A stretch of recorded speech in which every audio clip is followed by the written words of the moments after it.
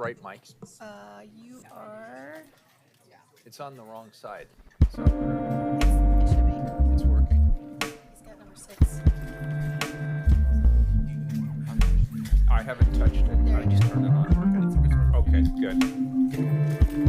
All right, good morning, everybody.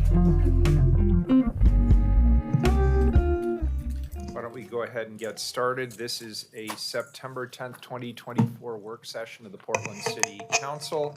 This is a work session to update on the implementation of the voter-approved charter amendments. On November 7th of 2022, we embarked on a very ambitious journey, implementing significant charter amendments in response to voters' resounding support for changes to the way that Portland elects city leaders and operates its city government. We were given just 2 years to get this job done. Today, we're here to receive updates from the team leading this community-driven effort. I'm sure that Shoshana and Michael will not mind me saying this. It's a bit of a spoiler alert that we are on track to deliver for Portlanders despite the timeline, the magnitude of this change, and the many competing needs of our city. The headline today should be that we are delivering this once-in-a-generation shift in how we do business and how Portlanders will be represented. Our transition team and the numerous city employees have demonstrated what I believe has been true commitment, often working evenings and weekends to turn these ambitious goals into a reality. Their ingenuity and their perseverance have been instrumental in overcoming a very tight timeline and developing a clear plan, and as you'll hear today, most importantly, delivering on that plan. I want to acknowledge the contributions of our volunteer government transition advisory committee, including a couple of members who I think are in the room today. If you're on GTAC, could you just raise your hand? Thank you. We really appreciate your service. Together with the Salary Commission, the Independent District Commission, and the 2020 Charter Commission, these civic-minded individuals have prioritized Portland's future, often, I might say, at a significant personal sacrifice. To our staff and volunteers, your dedication to Portland's progress, I think, is truly remarkable. Our current achievements couldn't have been possible without your collective efforts. To my council colleagues, I also want to acknowledge and applaud your significant contributions to this effort as well. Together, we approved a new organizational structure to support this transition, as well as forwarding the budget necessary to support it. I asked you to adapt your roles in the lead up to the formal transition, and you and your staffs have continued to lead important policy initiatives that are important not only for us as a council, but for all residents of the city of Portland, and I want to thank you. Today is another milestone in our leadership through the transition. We've structured this work session to allow for clarifying questions throughout the presentation, and we will leave plenty of time at the end for more in-depth discussions. Our goal is to ensure that everyone leaves with a clear understanding of what progress we've collectively made and what is yet to be done, what our next steps are. Without further ado, I'll turn the floor over to Shoshana Oppenheim, our transition project manager, and her team to lead us through the presentation. And again, colleagues, I would request that we take notes on what we'd like to ask. Unless it's truly a burning question, let them get through the presentations, and then we can reserve time at the end for discussion and questions. Shoshana, good morning. Good morning. Thank you. Thank you, Mayor, Commissioners. I'm Shoshana Oppenheim, and I use she and they pronouns, and I'm the Transition Project Manager leading the implementation of the voter-approved charter amendments. Today's work session comes 57 days before the November election and 674 days since Portland voted for comprehensive change to how the city operates and the methods we use to elect the city council, mayor, and auditor. We have used every one of those days to build a strong foundation for the new leadership model and to ensure Portlanders can express their preference on their ballots. This project was defined from the start as voter-approved, community-centered, and recognizing the city's responsibility to deliver. Next slide, please. The voters were clear.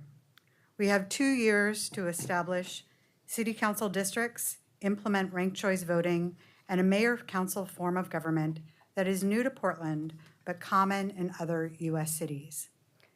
The amendments to the charter represent a modernization of our government, innovation in leadership, and a commitment to increased representation. And as the mayor said, we are on track to implement the elections and governance reforms that were overwhelmingly supported by Portlanders.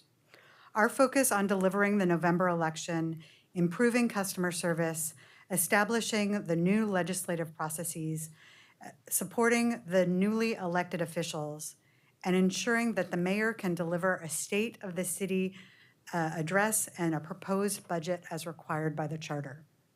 Our North Star is setting up the incoming elected officials and administration for success and building a culture of continuous improvement.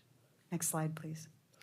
This transformation began with the community members who served on the Independent Charter Commission, who over the course of their work heard from thousands of Portlanders about how their government can serve them better and how we can be more accountable, transparent, reflective, responsive, accessible, and trustworthy. And we're fortunate today to have the Government Transition Advisory Committee as a partner. Juliet Hyams and Amy Randell, the current co-chairs, are here today to participate in the conversation.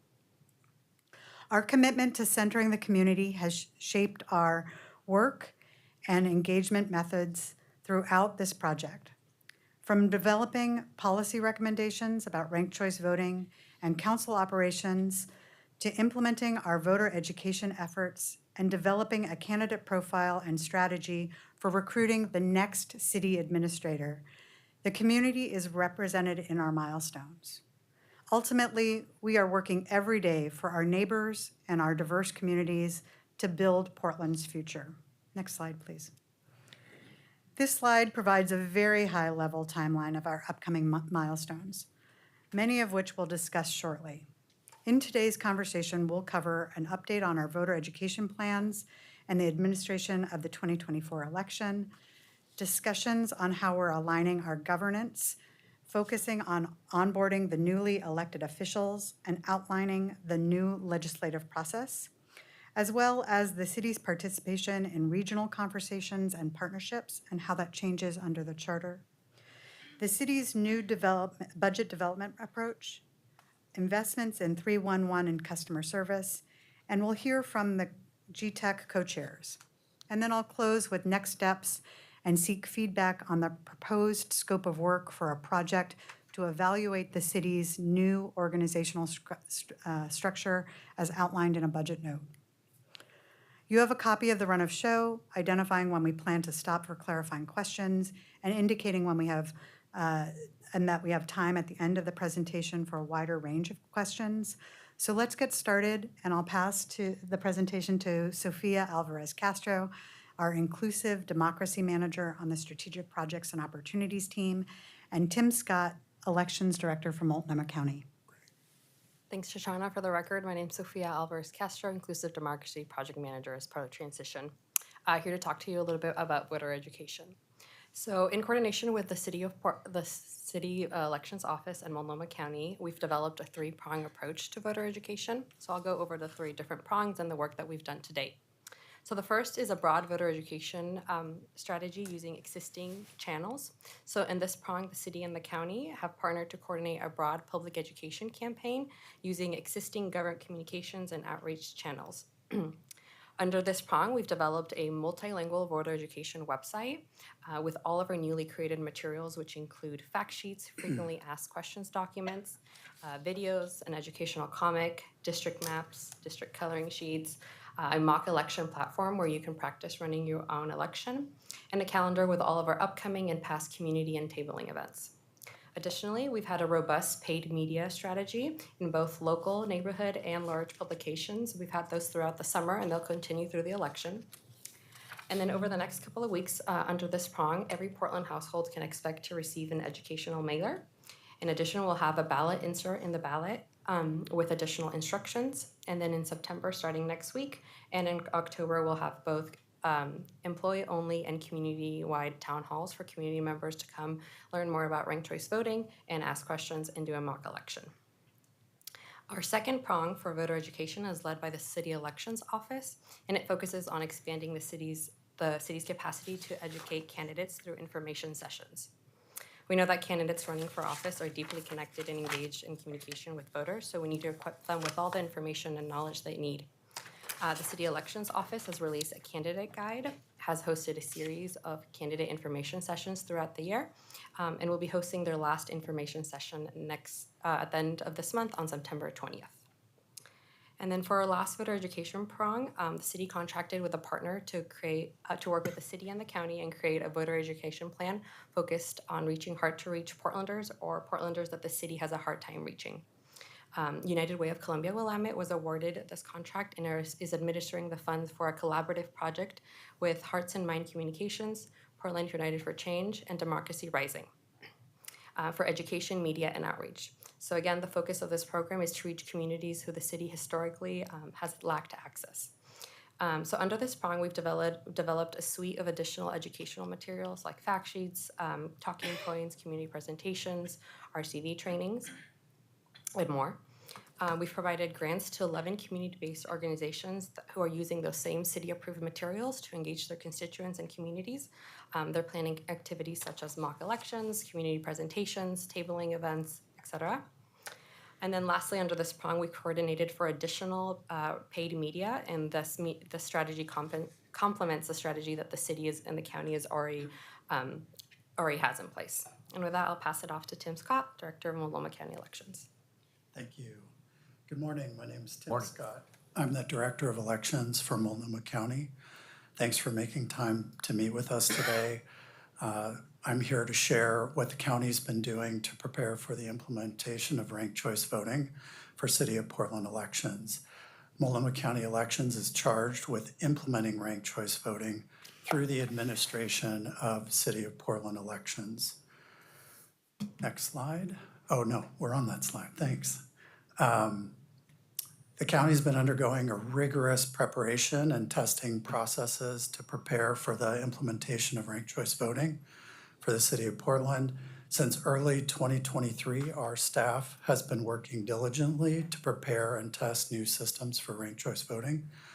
And we are ready to deliver accurate, transparent, and accessible elections for Portland voters. In more detail, here's where we're at with, with voting system certification. Our voting system vendor is the Clear Ballot Group. We've been working with Clear Ballot since 2015, and they've developed an updated version of its software that is capable of counting single and multi-winner ranked choice voting. On August 29th, we received the final letter of approval from the State of Oregon Elections Division, meaning that the software has been rigorously tested and certified at the state and the federal level, not to mention all of the stress testing that we have been performing within our office. In late January of 2024, Clear Ballot provided the Elections Division with a demonstration copy of the software with RCV capabilities, and we've been using it to test, prepare, and refine our RCV administration procedures. We've used the software to successfully build, count, and tabulate several test elections. The software is ready to go, and our office is trained and ready to use it. Next, I'd like to highlight the Tri-County Intergovernmental Agreement that was necessary to facilitate the coordination of the City of Portland elections. On October 5th, the Multnomah County Board of Commissioners approved this IGA with Clackamas County and Washington County for coordinated administration of the city's election. For City of Portland candidate contests, Multnomah County will provide RCV ballot designs to Washington and Clackamas counties, and then we will conduct the central tabulation of all RCV ballot data. All the pieces in between of administering the election, those counties will handle. They'll send out ballots to voters, they'll receive ballots back, they'll adjudicate those as necessary, and then they will transfer the completed ballots to us for tabulation. And we've been in close communication with our colleagues in both counties, and are prepared to administer that coordinated election for the city. Now I'll talk about the recount and audit procedures. Per Oregon state statute, if the difference in the number of votes cast for a candidate apparently elected to the office and the votes cast for the closest apparently defeated opponent is not more than 1/5 of 1% of the total votes cast for both candidates, a full hand recount of the votes cast must be performed. In preparation for a potential hand count, Multnomah County Multnomah County staff drafted a hand count procedure for single and multi-winner RCV contests. We worked closely with the Ranked Choice Voting Resource Center to refine this procedure over the first half of 2024. In July, we completed what's believed to be the nation's first ever hand recount of multi-winner ranked choice voting contests. Over 50 participants, including representatives from Multnomah, Washington, and Clackamas County, the City of Portland, and the Oregon Secretary of State's office gathered to help administer the procedure. After testing the procedure twice in 2 different configurations, the hand recount procedure was successful and able to validate the tabulation output that was created from the election built and administered with the updated Clear Ballot software. We are ready to perform a hand count of any ranked choice voting contest. Thank you. Should we need to. These additionally served as the basis for our updated audit procedures. Next, I'd like to talk about the ballot design with support from the Center for Civic Design, which is a nonprofit organization that works with election officials to develop best practices and design materials for voters. We have finalized a ballot design and accompanying instructions for ranked choice contests. Sample ballots will be made available on our website to the general public 45 days prior to Election Day. And lastly are the results report formats, which I have a whole nother slide about, so I'm just briefly going to say that tabulation of ranked choice contests is different from first past the post tabulation, and thus the results reports will look different too. Drawing on resources from other jurisdictions, we have implemented ranked choice voting. Multnomah County staff have designed and developed new report formats for City of Portland contests. So on the slide in front of you, you can see the 3 ranked choice voting results reports that we've developed, relying largely on data from other jurisdictions. The first is a detailed tabular report that shows the full tabulation for each contest. The detailed reports were created using the code that was developed by New York City for their ranked choice voting election results. And that's the report that contains all of the data. That's the report that the people who really want to know everything about how the votes were counted, where the votes were transferred to, that's going to show up on that report. And then second is a clickable bar chart visual that shows round by round results. These bar charts were developed using the code of the City of Minneapolis visuals for their single and multi-winner ranked choice voting contests. These are very similar to the results reports that you can see in the sample ranked choice voting ballot that's on both the city and county website right now. Very similar. You can click through them, see round by round where the votes are transferred to and who's leading. And then finally, a summary report table that provides an additional easy to digest visual of round by round results. This format, we worked with Arlington, Virginia, and based it on their code for single and multi-winner ranked choice voting.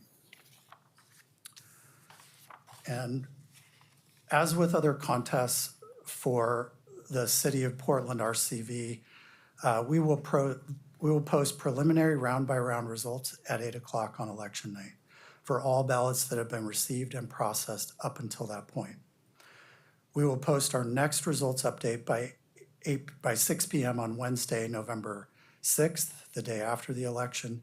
And please note, this is an update from what we originally thought. We weren't sure if we were going to be able to do daily reports, but now we are certain that we will be able to do daily reports. And the third report will go up on Thursday, no later than 6 p.m. Just as with other election results, we may not know the outcome of City of Portland candidate contests on election night.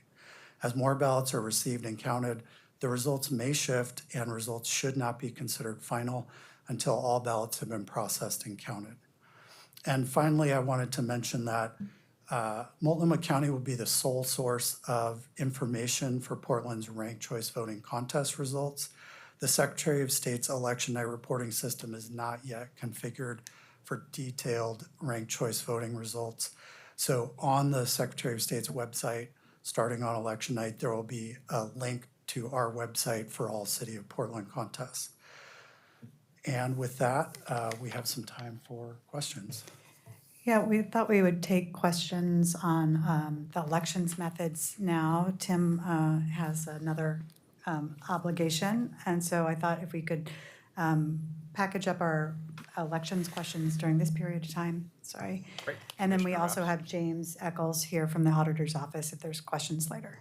Great, thanks, James. Commissioner Mapp. Thank you so much for all your work in this space and for today's presentations. I think I have some questions for Mr. Scott, just so that I have a better understanding, I and the public have a better understanding of what's happening underneath the hood with our new voting system. I'll tell you, as we stood this program up, especially moved towards districts, one of the things that I was really surprised at when we went through redistricting was how often we wound up splitting electoral precincts, which frankly struck me as being just kind of a nightmare as you try to figure out who lives in a particular district and which, let's put it this way. Our basic unit of counting, or one of our basic units of counting for elections or electoral precincts, we split a lot of those electoral precincts between multiple different districts. Frankly, I'm not quite sure how you go about fixing that problem. How did we go about fixing that problem, and how confident are we that we got all those split districts in the right place? Thank you for your question, Commissioner. While I can't speak to whether or not this is a problem, for us, we were delivered the maps that were developed by the redistricting commission that was part of the charter commission, and we put the lines where they told us to. That's essentially what we do as election administrators. Is once we are given the shape files, we put them where they are supposed to go, and then as far as ensuring that they are in the right place, we have spent the summer with a consultant going through every address in Multnomah County and checking that the districts, that for each voter, the districts are assigned properly. And so we are going into the November election with very high confidence that that voters will get the correct ballot in November. Thank you very much.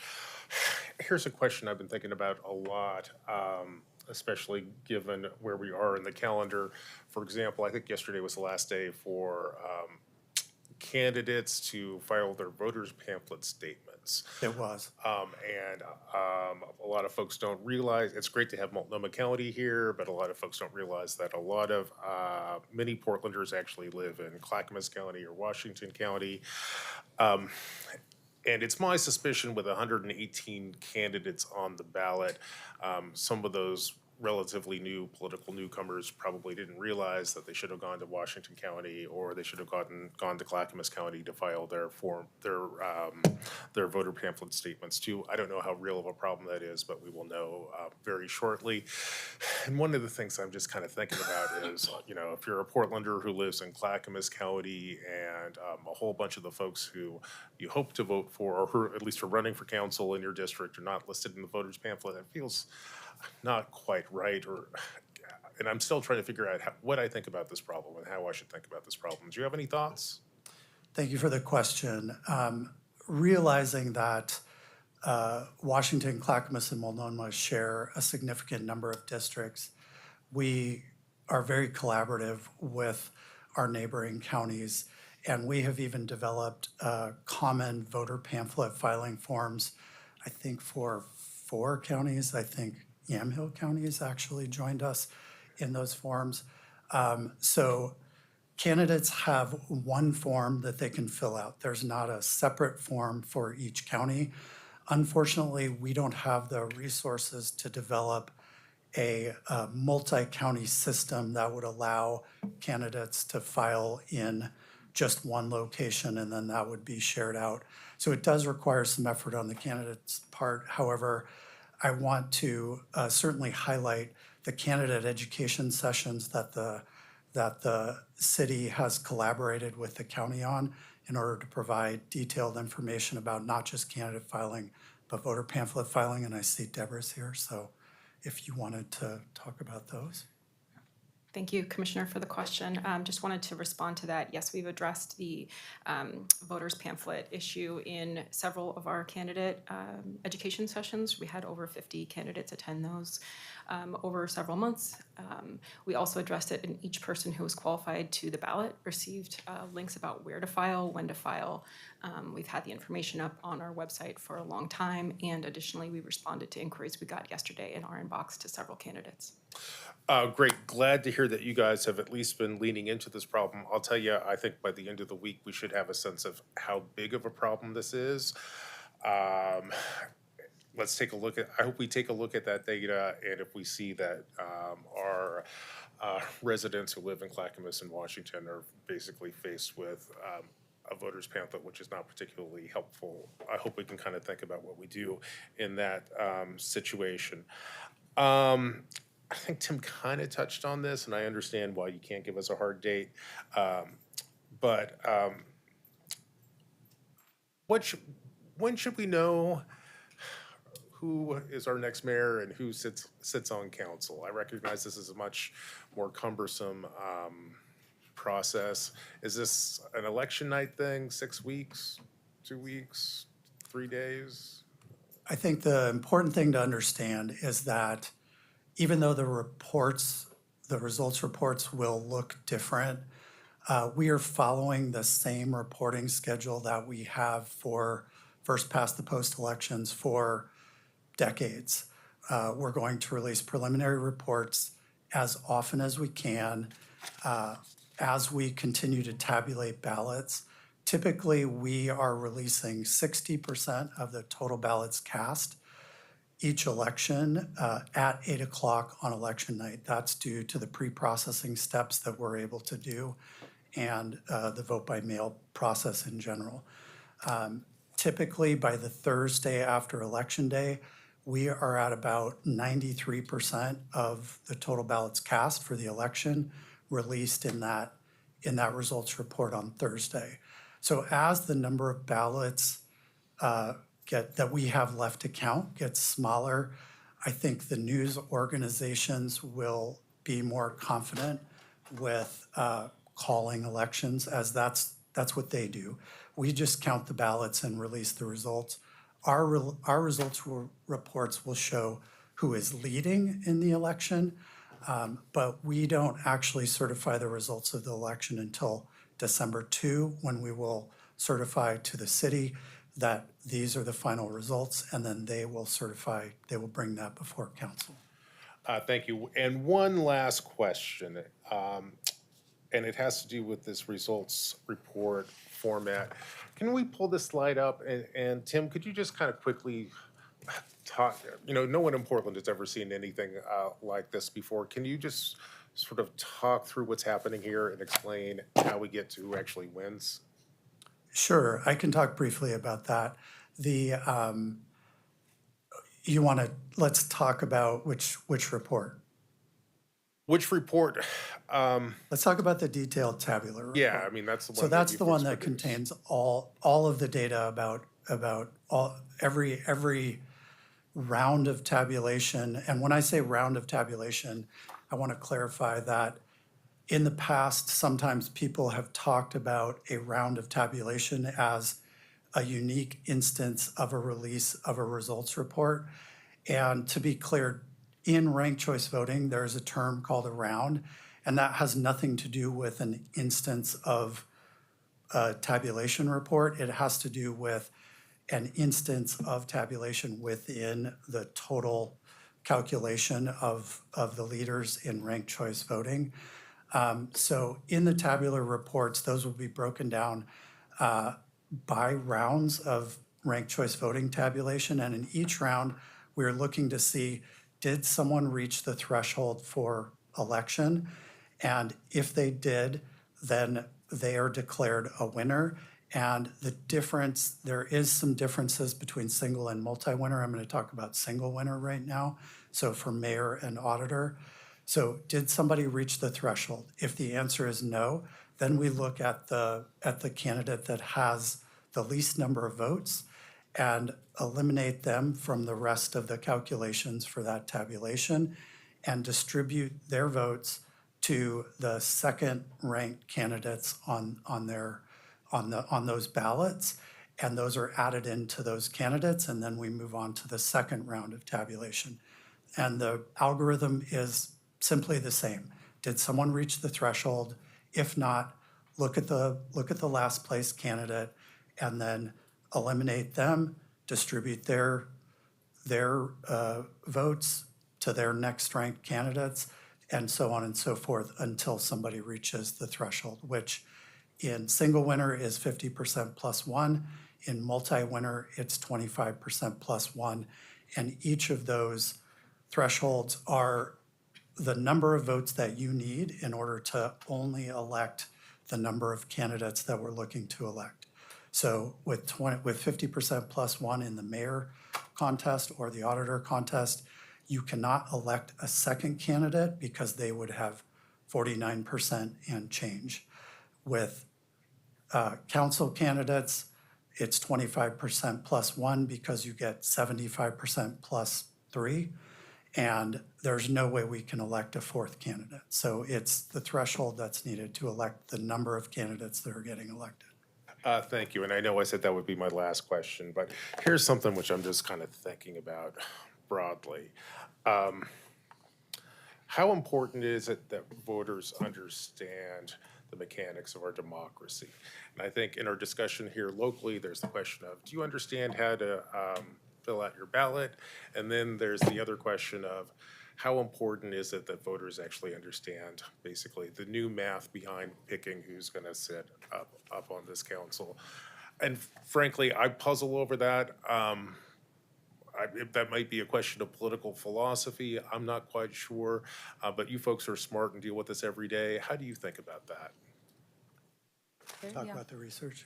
Well, I think I can say from my own experience in helping educate voters is that you have community members that are on all spectrum, folks that really just care about how to fill their ballot, to folks that really are interested in the math. And as part of our voter education materials and the way we've engaged with folks, we've been able to provide materials to meet those different needs.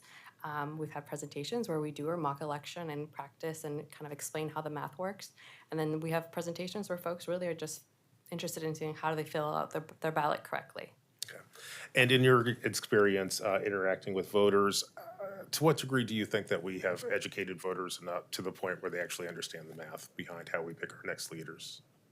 I mean, I can't speak for the whole city and ensure that they're all educated, but we've provided enough resources for a level of understanding. This is the first year that the city is partaking in voter education per charter mandate, and I think there's always, room for growth. Okay. Thank you. I appreciate this exchange. Thank you, Commissioner Ryan. Thanks, Mayor. I'm going to focus on Tim, right? That's the orders? Okay. Tim, first of all, thank you so much for being here. When you said 45 days prior to what, Election Day or when the ballots go out? For the sample ballots, Yeah, yeah, they're usually posted to our website 45 days before the election. the election, okay. So obviously our Election Day goes on for a few weeks, so it will go. Election day, November 5th. Election season, can I say that, Tim? That It people is start election voting much season, earlier than yes, that? absolutely. Okay, so when they go out, how much earlier, when do they go out exactly? 45 days before Election Day, so how I'm many sorry, days before Commissioner. the ballots go out? We don't actually mail sample ballots out. Right. We post those on our website, but the ballots, the actual official ballots, they start getting mailed on the 45th day before the election to military and overseas voters. That's by federal law. And then out-of-state voters, kids who are away at college, people working out of state, those go out, I believe it's 29 days before the election. And then For all voters, domestic, in-county, those go out 20 days before the election. Got it. 1 second.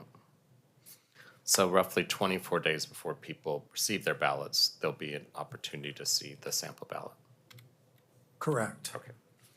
Listening to voters, I just have a few questions. These are frequently asked questions when I do my best to educate them on what they're about to see. And the reason I asked about the sample ballot, it'll help a lot once that visual's up.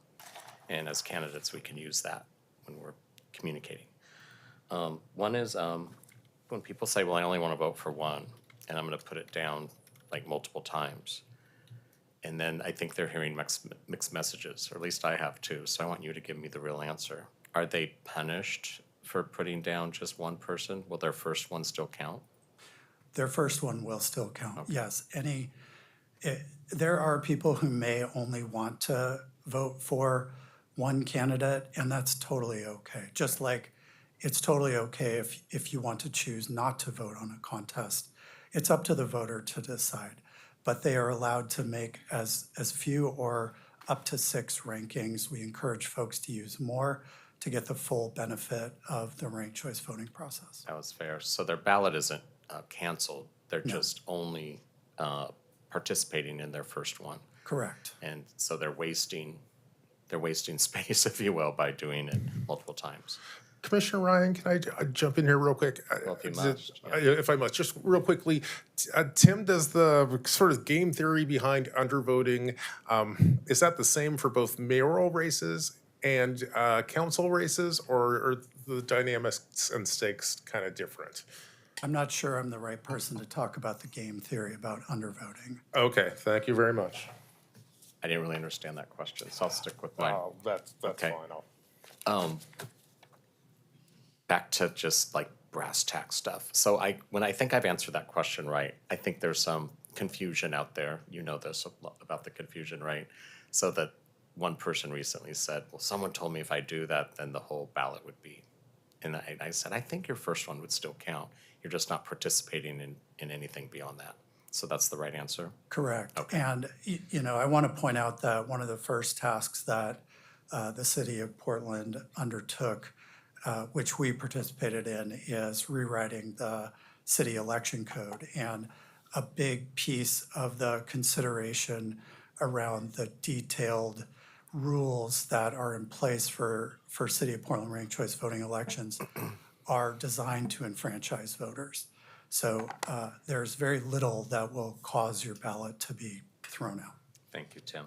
And this was just happened in real time, but Shoshana, when you enlarged that, I think that was a great practice, because when all of them were on one slide, if that was what would show up for the public, that would be a real disservice, I think, for a lot of people. So it was really wonderful when you enlarged it so we could see what was going on.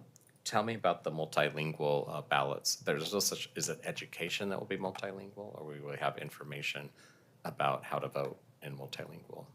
I think this is a common misperception that I've heard a couple times. We do not provide multilingual ballots. Okay. But we provide all of the information about how to vote a ballot, where drop boxes are, rules around voting in 6 languages for Multnomah County. So multilingual education is a core value for Multnomah County. We have, like I said, translated materials in our top 6 languages for all issues around voting in Multnomah County. I need to hear that directly from you. That was helpful. And then if you go back to the visual that was just up, the enlarged one. Thanks. So in real time, when I look at this, I think what was confusing to me is, let's talk about Emily here. Emily is at 23.97 at the end of the first round, but she's still at that same amount in the second round. That seems odd to me that it wouldn't move. Is this because you're just trying to make a point, or doesn't seem realistic? So what that's showing, and you'll have to excuse me, I don't have my glasses on and I can't see that screen, but Welcome to my life. But it's a pretty simple answer. That means that in the second round, Emily did not receive any votes transferred from any other candidate. So that means Emily was not anybody's second choice. Okay, so the people that were removed because they Correct. didn't qualify to the next round, their second place votes, no one included Emily. Correct. Okay, it's kind of an unlikely scenario, but it makes a point. Well, yeah, it is an I'm getting unlikely into game scenario. stuff now, so I'm Yeah, sorry. we, Yeah. the data that we are using right now, I would say is thorough in that it tests a lot of edge case possibilities. However, it's not very realistic in what is likely to happen in terms of, the way we've set up this vote is there's no extremely popular candidate. Whether that situation occurs in November or not, I'm not here to say, but typically there are leading It candidates. provided a lot of clarity though, so Yeah. the way you're, now let's just stick with Emily, all right? Now she goes to the third round and she inches up a little bit to 24.43. And that is because in the third round, she was included in some people's third place. Next ranked. Next ranked. What we like to say is next ranked Don't say because, third, say next rank. because various scenarios happen when we continue the tabulation. Like the situation you mentioned, there could have been someone who only ranked their first choice and maybe their second choice, but didn't rank a third choice. So we say next ranked next rank on that voter's ballot because we're not sure what the situation is that got to that next rank. And Tim, let's go back to round one, and when you see the listings and they go down to the fourth one is at 20.92, so there's a lot in that, bunched in that area. Have the rest been eliminated? Again, I can't see exactly what you're looking at. Shauna, can you answer that? What was the question, sir? So if you look at this, what's up on the screen, which you have enlarged, there's 4 candidates that are above 20%. So I'm trying to figure out who was eliminated for round 2. Round one. Who was eliminated in round 1?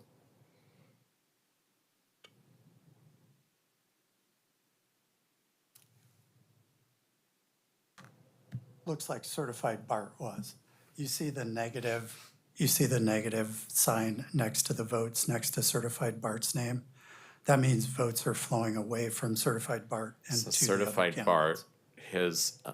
they didn't make it, and then their Correct. next, number 2s then started transferring to other people. Correct, And that's the only one on here, and I know that because of the red, the negative. correct. The way that City of Portland's ranked choice voting has been implemented is that there will only be one candidate eliminated in each round.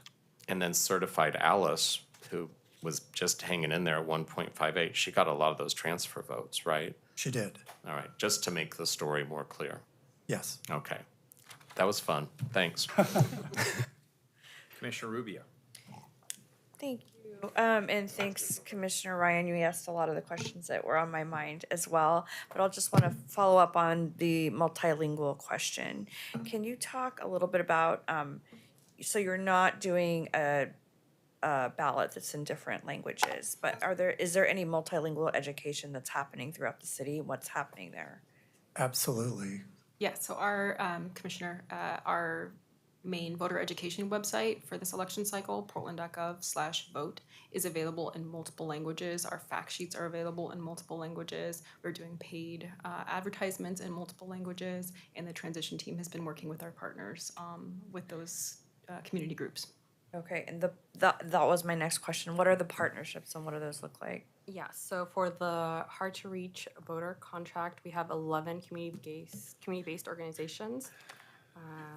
One second. So there are Apano Native American Youth and Family Services, Urban League of Portland, East Housing Rising Community Project / Ebony Collective CDC, that was a joint proposal, Future Prairie and the Pacific Northwest Museum of Queer Art, Immigrant and Refugee Community Organization, Latino Network, Next Up, and then the last 3 are Cascade AIDS Project, League of Women Voters of Portland, and the YWCA of Greater Portland. Okay, so we can direct people to that. I'm getting a lot of questions from Spanish speakers about where to send folks, so. Yeah, we could also direct them directly to the Portland/Vote website where we have Okay. all of our educational materials in Spanish, and we're using the same languages with the county.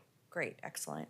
And then just to surmise, and I know we've been hearing about it, but just all in one place succinctly, Tim, can you just say for the layperson, can you just summarize, then where do we go election night to check?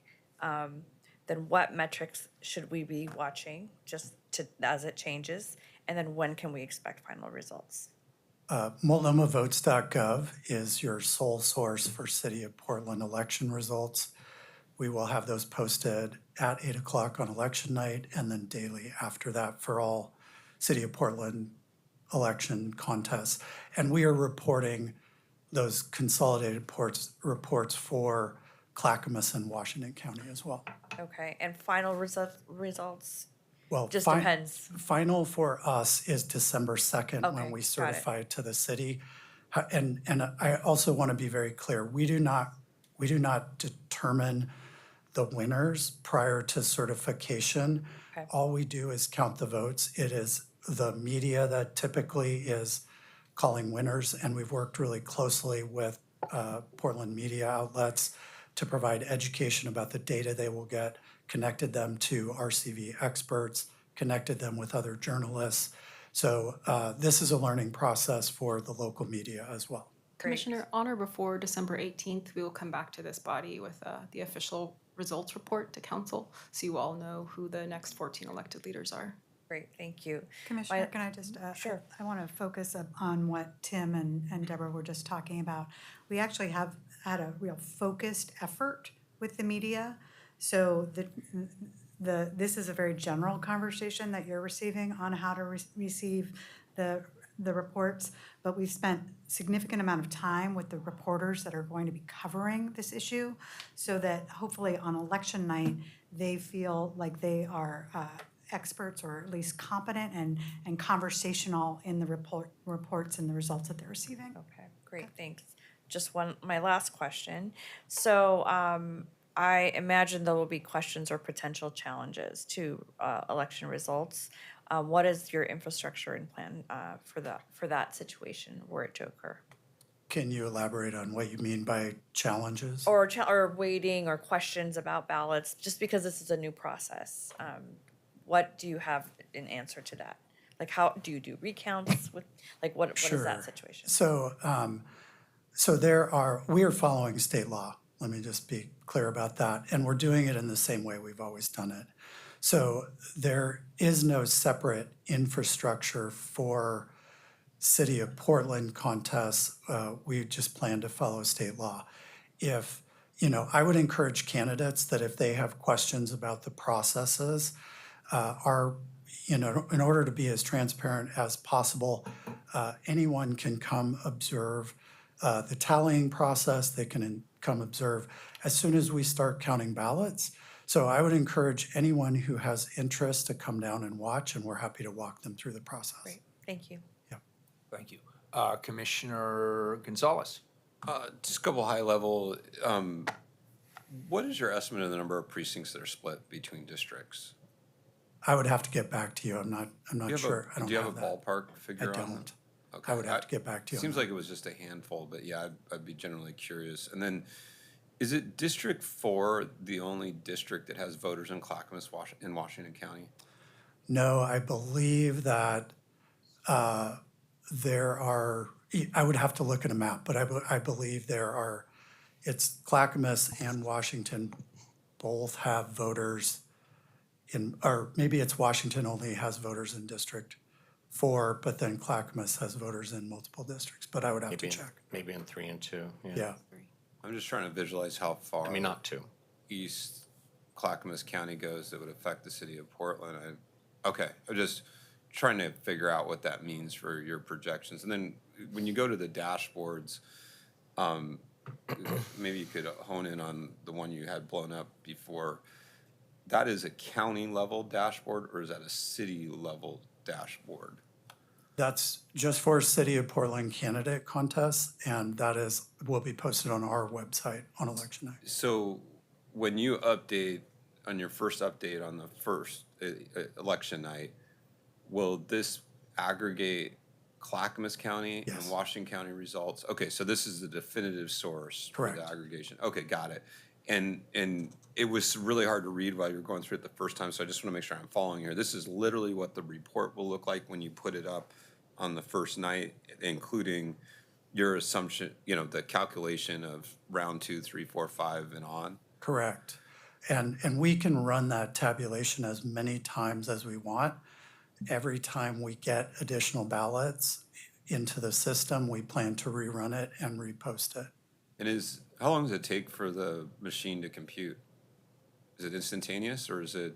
I mean, it's the push of a button. I'm not sure exactly how long it takes or if we've timed it, but. But it's fast. It's fast. Got it. And one of the things that I think was underappreciated when ranked choice voting was talked about, that Oregonian article a couple weeks ago hit at, and we just spent a fortune on polling and we're finding it very true, is just the undercount is, and maybe be precise on that, voter fatigue as you go through, who you rank second, third, and on. Are we using the term undercount for that? So if someone only fills out the first, ranks only the first and doesn't, what do we call that? That would not be an undervote because they voted still. If they just voted for one person, that would still be a vote and it would still be counted. Okay, I'm just trying to get the term of art. I think Oregonian calls it voter fatigue, so I'm just trying to figure out what language we're calling that dynamic, but it's. And an undervote is when somebody chooses, in ranked choice voting, an undervote is when somebody chooses not to vote at all on a contest. I believe the term that we are using is exhausted ballot. So Exhausted if ballot. somebody votes It was appropriate, actually. their first and second choice, then the ballot is considered exhausted for the rest of the rounds of tabulation.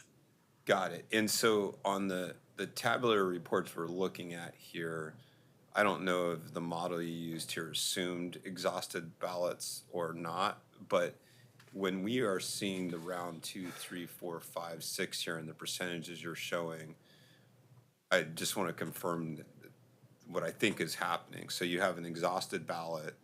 They didn't vote in round 2. So those are no longer part of the denominator in calculating the percentages you're showing here, correct?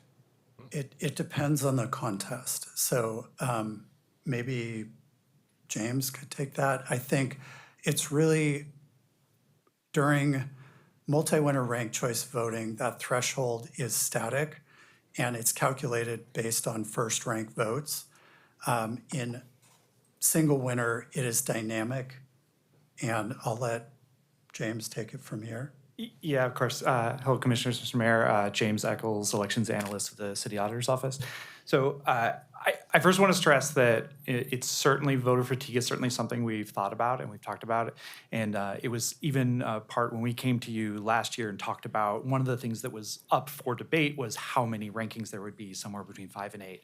And part of the research that we've done, we found in that is that not only do typically in the other places that have somewhere between 3 and 5 rankings, that we do see a majority of people filling in those ballots. So even though voter fatigue might start to take effect at 4 or 5 rankings, people are still typically ranking 3. But we also found that the evidence showed, the data showed that the more rankings, so if we, instead of 3, we had 4 or 5 or 6, that people would rank more in, if they have more rankings available. So although, yes, voter fatigue is certainly something we care about, and in our voter education, it's something we've addressed. We want to say, as long as you vote once, that's okay.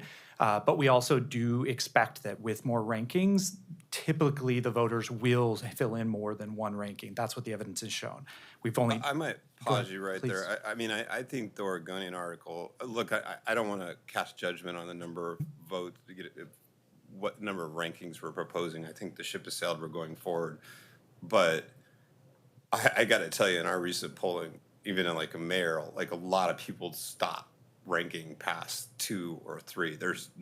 And I think the Oregonian article really takes, it raises some serious questions as to how much folks are willing to go. I mean, a substantial number of voters are not going to rank past 1, and a substantial number of voters aren't going to rank past 3. And I think Oregonian made a pretty good case for it. Again, we're very much seeing that in what we're dealing with. But to get to the question, I just am trying to understand when we're seeing these dashboards, like how that's gonna flow through, what is some, and that was my main question.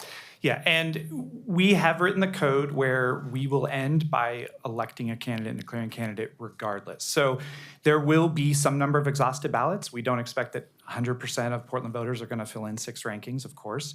And as we move forward and their rankings do drop off and we get to a ballot that has no more rankings, as Tim mentioned, that's an exhausted ballot, so will no longer be included in the tabulation process.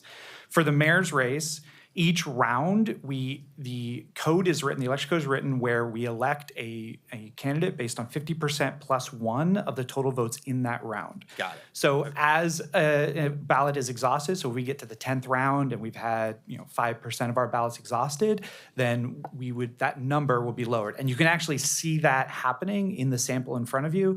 So as you see, there's the third box down is the election threshold. And as you go to the end, that number is lower. That number is lower because of the exhausted ballots.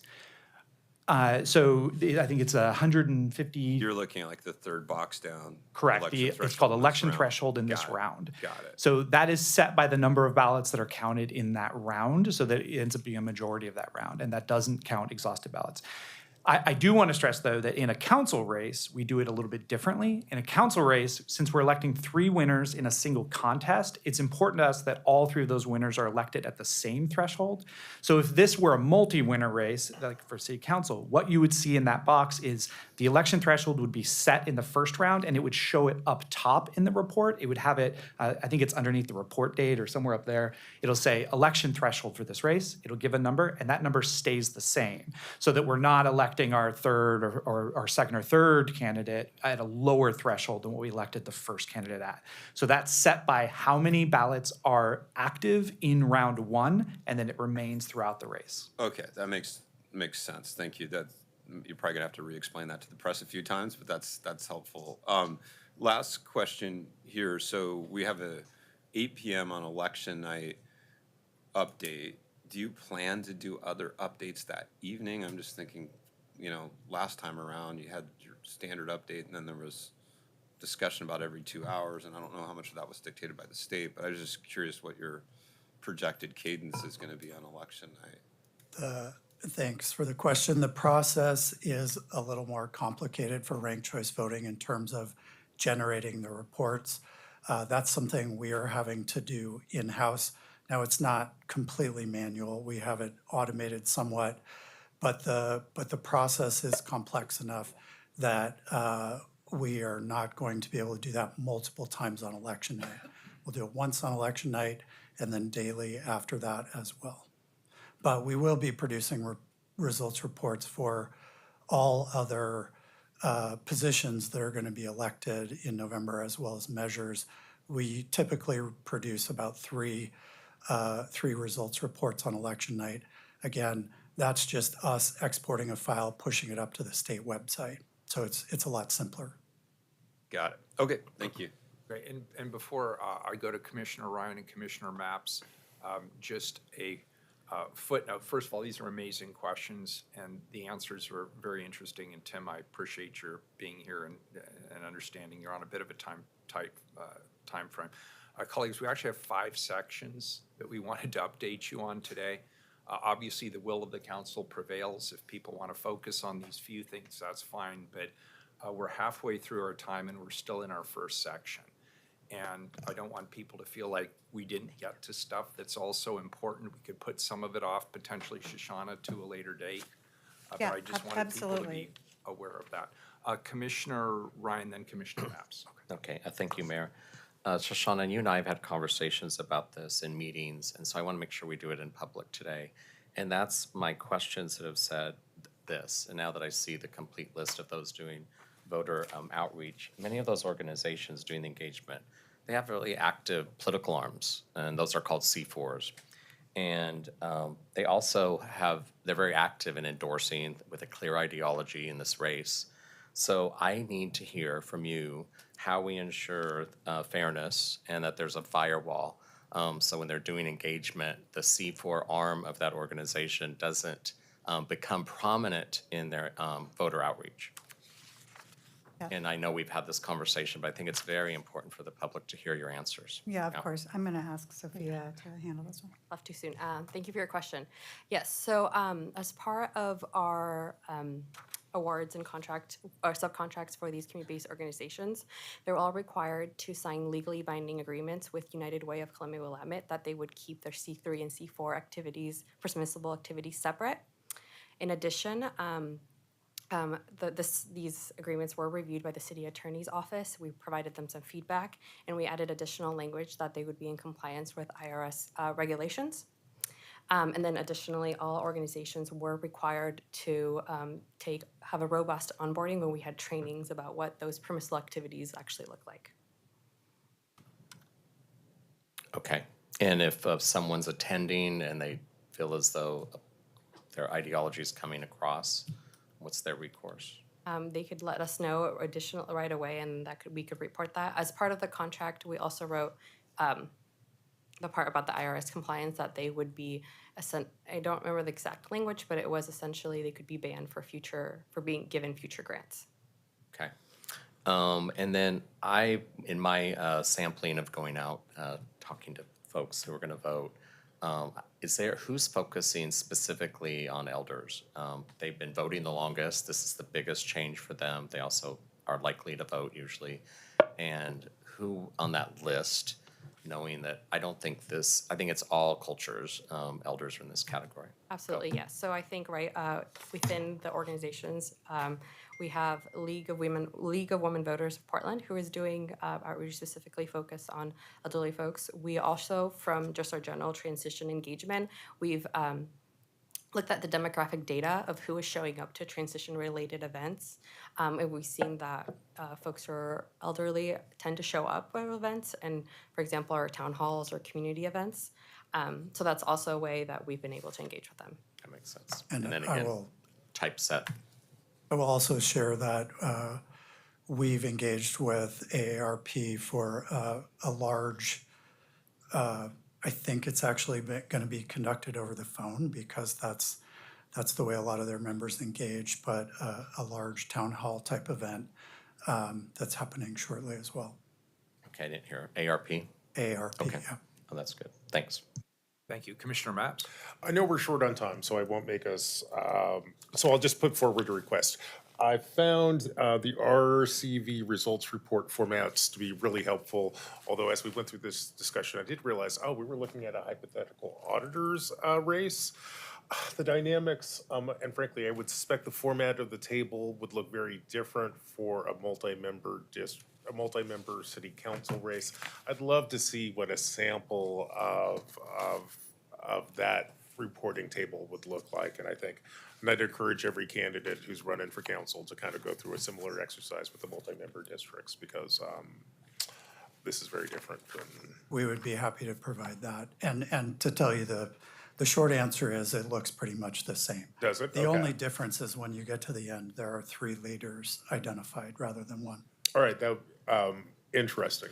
I'd still love to see it, so if Sure. we have a sample one, Happy if to you could do send it over to council, that would be great. That's it. Great.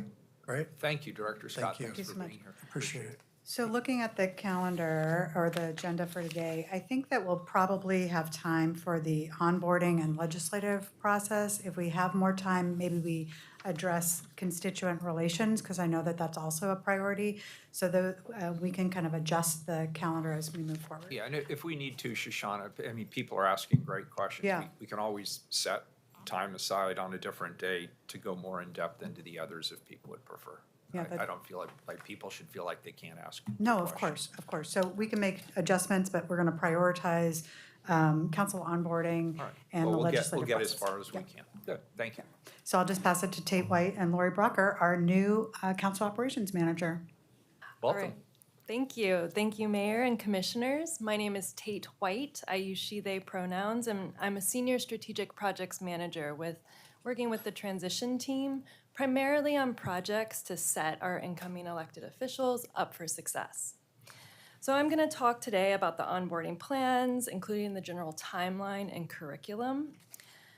The goal is to really have plans and materials in place in advance of the election so that we are ready to implement and onboard the counselors, mayor, as well as the auditor and their staff. So on the slide, you can see a high-level timeline for the upcoming onboarding process. We've been convening a working group of representatives from across the city since December of last year to really discuss the logistics of this and talk about key curriculum for early delivery. It's important that the newly elected officials understand government fundamentals before they take office.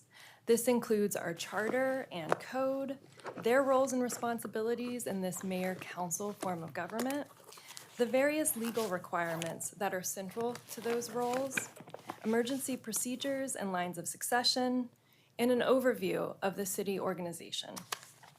Also critical to review with the new electeds early are council operations and procedural considerations and recommendations. Legally, the new city council must meet January 2nd, 2025, and elect their president and vice president. So we want them to be as successful as possible in that process. The plan is to provide introductory overviews of what they need to know about security, business, operations, facilities, and technology. A briefing booklet similar to what was done for the past 2 transitions is currently under development and will be available publicly before the election. We'll be inviting the auditor and mayor to all of these sessions, and there will be a focus session with the mayor related to budget development and other timely priorities. We are planning for a celebratory swearing-in ceremony on December 19th that will be effective January 1st. And so those are our plans for December, and on the next slide, I'll really briefly talk about 2025. So onboarding will continue into early next year. This slide shows our additional priority topics for that time. We will do as many of these as possible in public work sessions to really promote civic education and transparency. We'll invite regional governments and partners. Oh, next slide, please. Thanks, Lori. So great to have a partner in all this. So we'll really want to promote collaborative working relationships with those partners and invite them and introduce them. Work sessions on citywide practices and major projects and plans to get the new council up to speed while also remembering the level of information they need has changed due to their shifting roles and responsibilities. So budget and finance sessions will also be a priority for January, and our budget and finance colleagues will be leading those. A major goal of the charter changes, as many of you know, was for City Council to be more connected with the community in their districts. So familiarizing them with the role and resources that 311 provides, as well as communication templates, systems, and standards that are available to them will be key. And we'll also be thinking about the more detailed tactical training that council staff may need. And finally, we received positive feedback time and time again about the infrastructure tours that the Citywide Asset Managers Group took all of you on. And so we're thinking about how we adapt that tour as well as provide additional tours that will really help provide sort of hands-on education and experience. And so I am thrilled now to pass it to Lori Brocker, who is our first Council Operations Manager. Thanks, Tate. Mr. Mayor, Commissioners, Lori Brocker for the record. Building off of what Tate has talked about, and then also the work, extensive work of the whole transition team and the Government Transition Advisory Committee and their months, over a year really, in working with public engagement. And then adding to that my legislative experience with the Oregon Senate, first with a variety of Senate committees, and then as the Administrative Legislative Officer. These next few slides will focus on the first 6 months of the new structure, the new council. So starting again in January. With the organization, Tate has already mentioned that. You'll see several things that we will talk about with the new council in onboarding, but starting in that January 2nd election of the president and vice president. Also, we expect that the new council will consider what type of committee structure they would like to move forward with, and perhaps more specific rules building on the current code that has already been passed. The second prong is implementation and engagement. So if there is if we presume that they have gone through the process of organization in January, then that structure will start being utilized by the new council and engaging in, with, and for Portlanders. So meeting as committees and encouraging that there is as much public engagement in that process in these entities that will be new to the structure of city government in Portland. That is where we hope, at least, and I think the expectation and the intention is that much of the legislative work on policy ideas that have been drafted, mainly, I assume, at least in the legislative context, by our Council Operations Office. And then possibly, I'm talking weekly with the council clerk about different ways to integrate current systems with potential new structures that the new council may want. And one of those may have to do with how executive appointments are handled in the confirmation process.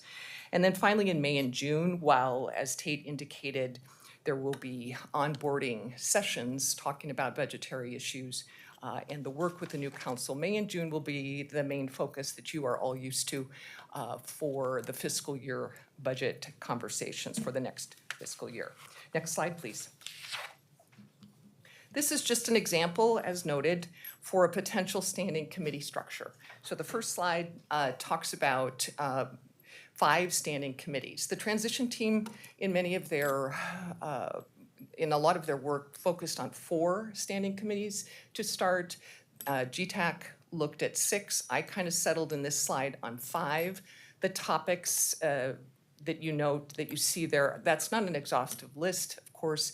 It's simply they are some of the topics that have been consistently coming up with public engagement, public input through the process.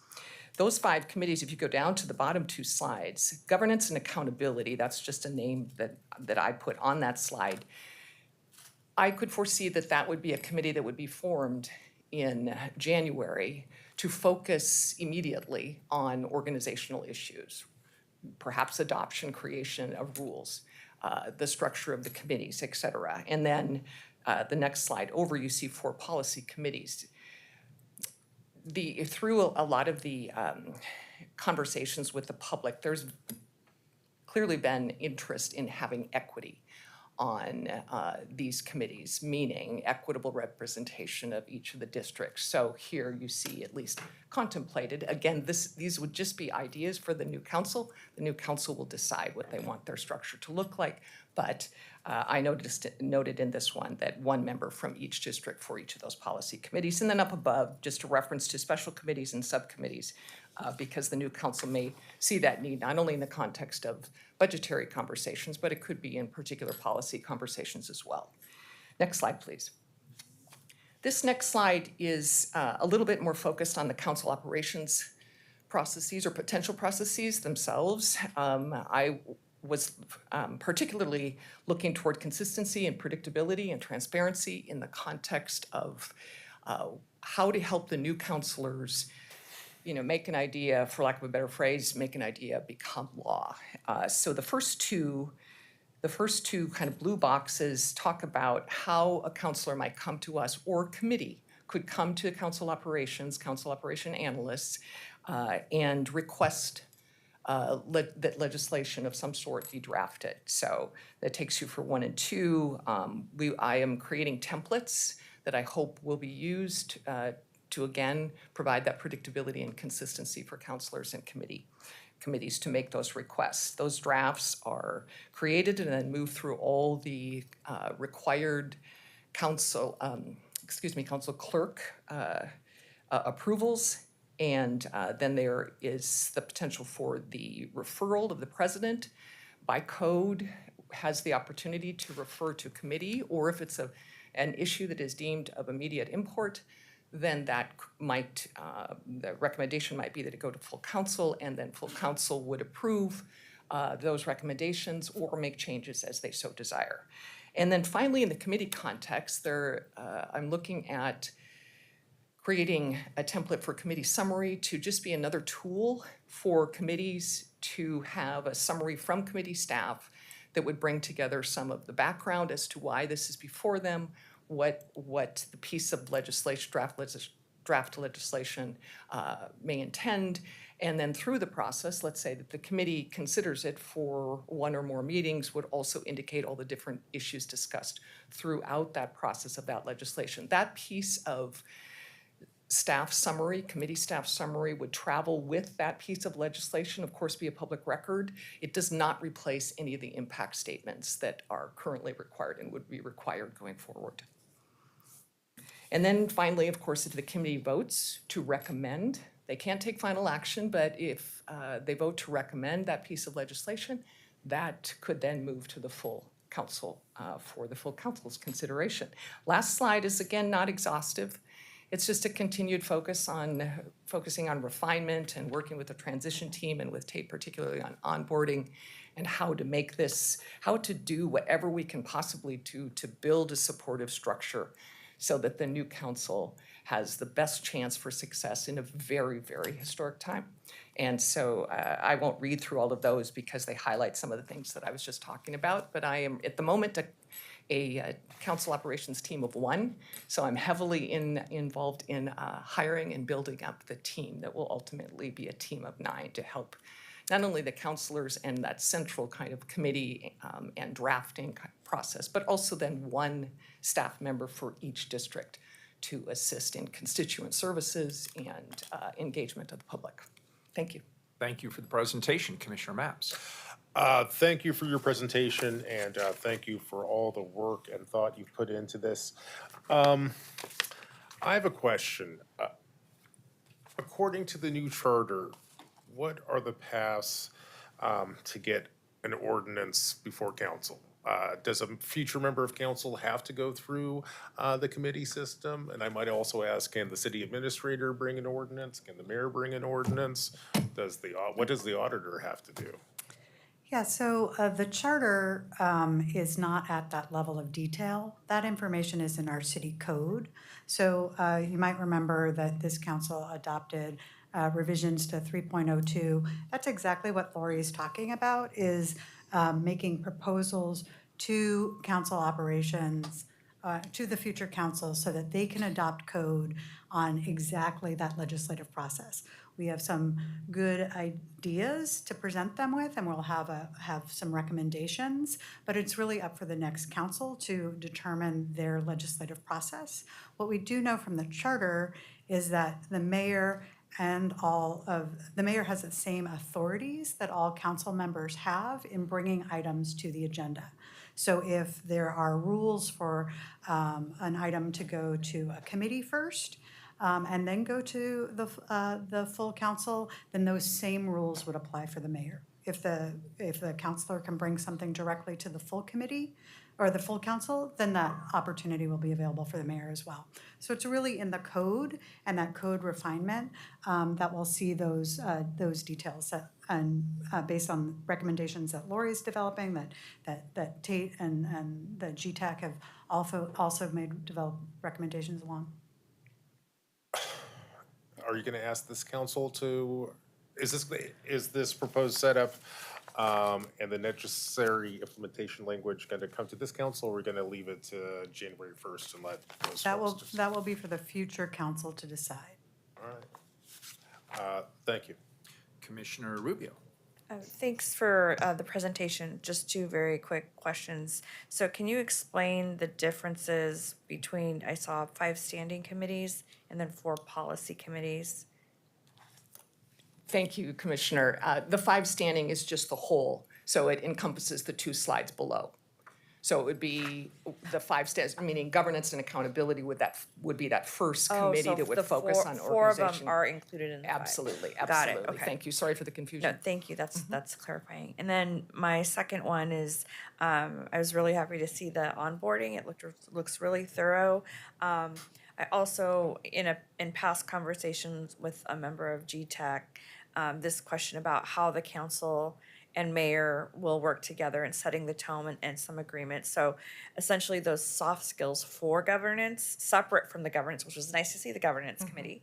But, so can you tell me about, like, is there gonna be a place for onboarding that is specifically that work? Because that's different than just content onboarding. Absolutely. Thank you for the question, Commissioner Rubio. Yes, so one reason we are planning for some onboarding in December 2025 is to be able to have an opportunity for all of the mayor and councilors-elect to really work together. Because it's in advance of triggering quorum, even though there are some exceptions later for training and things like that, we're really using the opportunity to get things set out on the right foot. We'll have a welcome orientation day on December 7th. And we're working with external contractors to plan for a values-based leadership session. And we're looking at opportunities for team building sessions as well. And it's a lot of the reason we have invited the mayor and auditor to all of those sessions, because then they can really also just develop those relationships just through that process and learning together. So that will be taking place before then the January official onboarding. Yes. But it is a part of it. Yes, and there will still be opportunities later to continue activities like that in respect to public meetings law. Okay, great, thank you. Commissioner Gonzalez. Thank you. Can we go back to this slide with the standing committees listed? And I understand that this is somewhat the product of feedback from I think the one right before that. Disappeared from my screen, but you had it up there. The one, I think it was right before that. Yeah. Before that. Looks like this. Before. I think. There we go. Thank you. So I'm looking at the listed potential committees, fully recognizing that this is up to the new council to determine. You know, I think we've had pretty consistent feedback from Portland voters when you look at any kind of systematic polling as to what their number 1 through 5 issues are. And I also recognize that that's not static, that evolves with time based on voters' perception of concerns.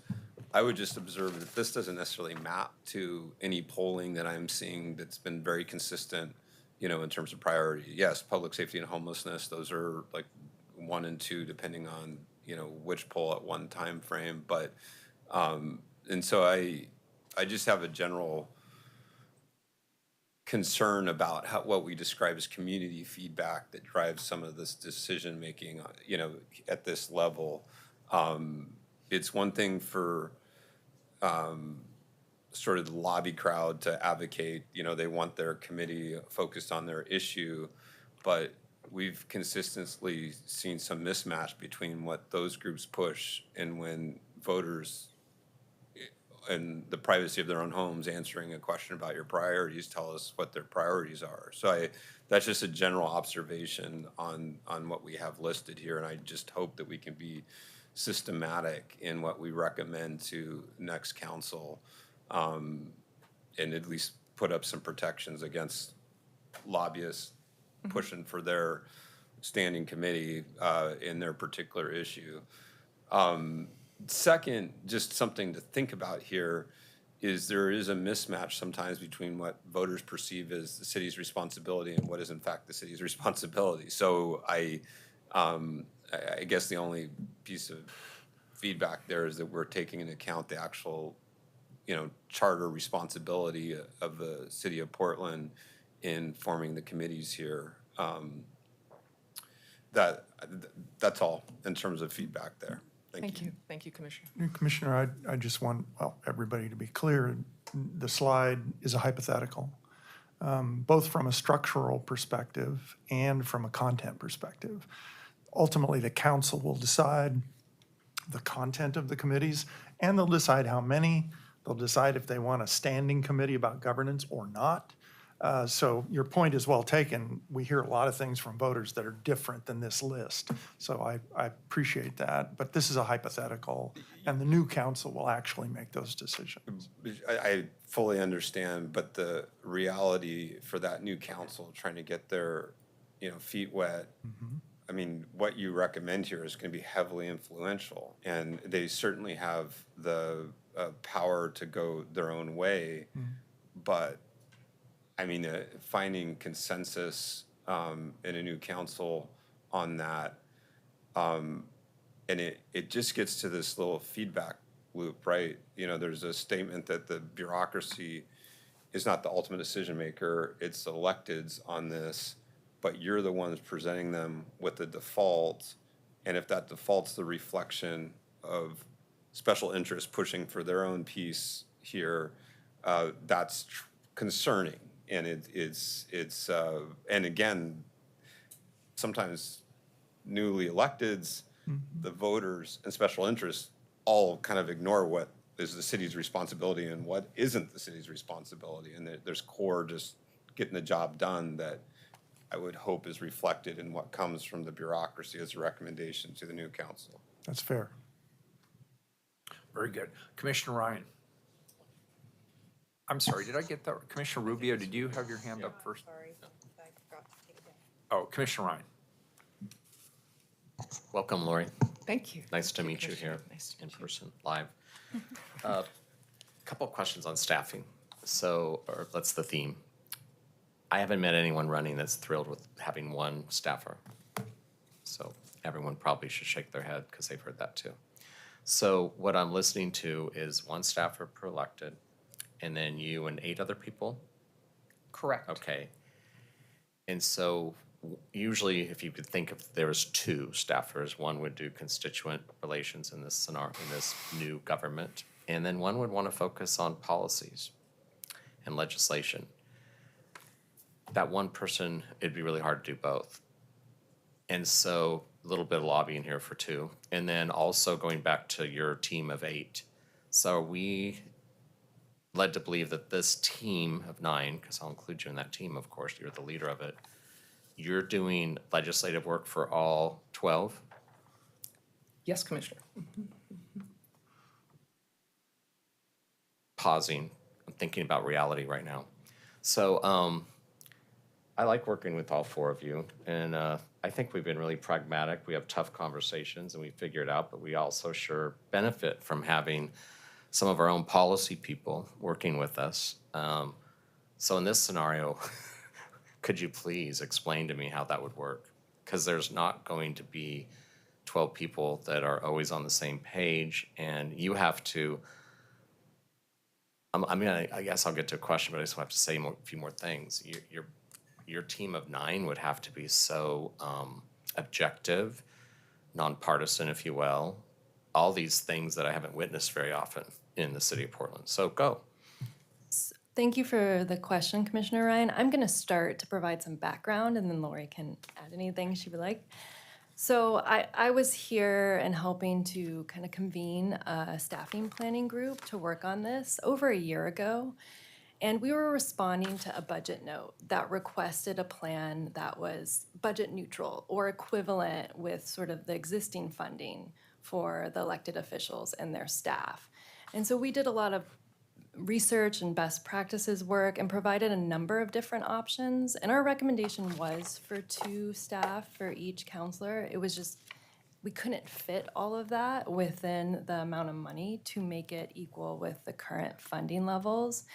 In our best practices research, we saw some great examples from Minneapolis, Atlanta, Seattle, I think Milwaukee also, which I know I think Commissioner Rubio and Commissioner Gonzalez went there and saw this in action. They had shared staffing groups that did not turn over each election, that really helped support the legislative process, particularly when it comes to committee work. And these were apolitical groups that supported those committees and supported council as a whole. And so because Portland is unique in that we have a council clerk that reports to the auditor, and they have certain responsibilities that provide support to the council, this group provided that additional legislative support that went beyond what the council clerk does. And so ideally, if we could have also gotten the 2 staff members, that would have been great, but the financial constraints were too much, and in the Cal updates, that full funding was not provided. However, we did make sure that the 4 members of the council operations team would serve each district to help fill the gap in terms of those scheduling and constituent relations needs. And so this is a start with what we have, and then in the future, the council can identify additional resources to add additional staff. Thank you, Tate. And Commissioner, I would simply add, the first part of it would be the answer connected to how supportive the district administrative specialists can be to the counselors to add some of that needed engagement with the public in their particular district. Their scheduling, they will be actually sitting on the floor with the counselors. Council ops will be on 3rd floor, that's my understanding, in City Hall, the other 5 of us. But 4 of the council operations team, 1 per district, will be sitting in the area near those 3 counselors for whom they are also responsible. So it's possible that at least in the beginning of the structure, albeit maybe not perfect, that a lot of the logistical, administrative type support that each of those counselors per district may need or want would be on the shoulders of the council operations administrative district administrative specialists, such that their 1 senior council aide may be able to focus more on the policy issues, because those will not be a part of the position description. They are not a part of the position description of the district specialist. And the second thing is a little more nebulous and amorphous, and that has to do with the relational piece. If any of you are familiar with some of what the Oregon Senate has been dealing with in different moments in the last half a dozen years, a lot of my role was, as we used to talk about it, being Switzerland. So as a Secretary of the Senate, you are in this neutral position that you may have a confidential visit by someone in a party that says, how do I do this? And you have to help them. And 5 minutes later, again, all closed doors, you may be asked by someone in the opposite party, how do we stop them from doing that? So I have a lot of experience with that piece of it, that expectation of nonpartisan for sure, but also that neutrality that one needs to help help electeds do their jobs. And so I'm hoping that as at least the leader for the first 6 months of this structure, that I can help the people who become part of the council operations team navigate a lot of what, as you noted, may not always be the easiest, with 12 electeds coming with lots of different great ideas and maybe different ways of getting to the result they want. Yeah, buckle up. So do you have the job descriptions for the other 8 people yet? Yes. Oh, you do? Yes, yeah. Have you all seen Yes, we them? do, Senator. Right, okay, that'd be helpful. That would make this conversation a little bit easier. May I also add, Commissioner, that we are in the process of hiring already. The postings are out there, they're accessible. If one wants to look at anybody wants to look at those, 3 position descriptions are up, which cover 4 of the positions, and then the district administrative specialists will go up next week. When I reflect on whatever that was on those meetings, it felt like architecture was often guiding us into how many staff members we could have. It was uncomfortable at times to be up here with last minute information about staffing and hearing about this office size. I think that's what made me say, why don't we have district offices get started and figure this out later? Anyway, I'm just giving you my experience with this. And is it true that the offices are configured so that council members will just have 1 staffer? Yes, so on the 2nd floor, we have individual offices for each counselor, as well as additional individual offices for their senior council aide. And then each district has open offices, a set of about 6 for additional staff. And we were working within truly the constraints of architecture and trying to move quickly to have those ready in time, but it does provide space to grow.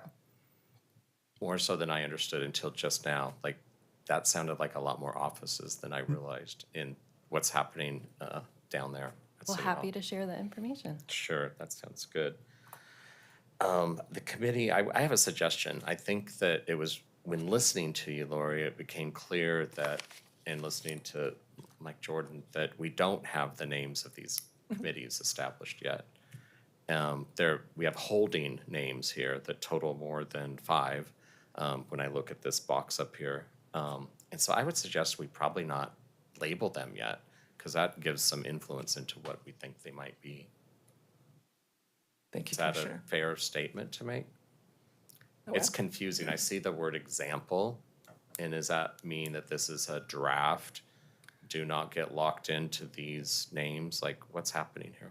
Absolutely, Commissioner, absolutely, because, you know, as Commissioner Gonzalez noted, there's a lot of information out there that's highly relevant to what the new council decides as to how they want to establish committees, what they want committees to focus on, what has been raised by Portlanders as to be the 1 through 5 most important things. So you know, it's trying to walk the line, I think, of not presuming on January 2nd that 12 people are going to come in and start with a blank slate and have at least the best chance for success. So it's more of figuring out different options, paradigms, give them the information, and this will be a part of December's work.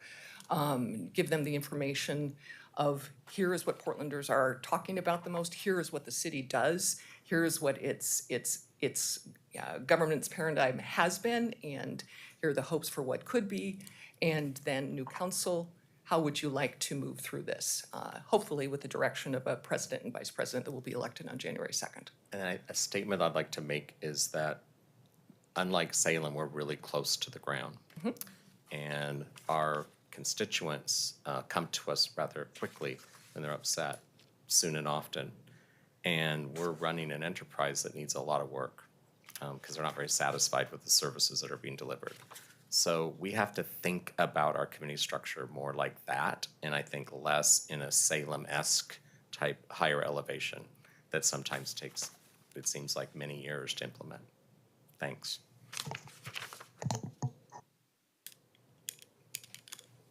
Any other questions for Lori or Tate? Okay.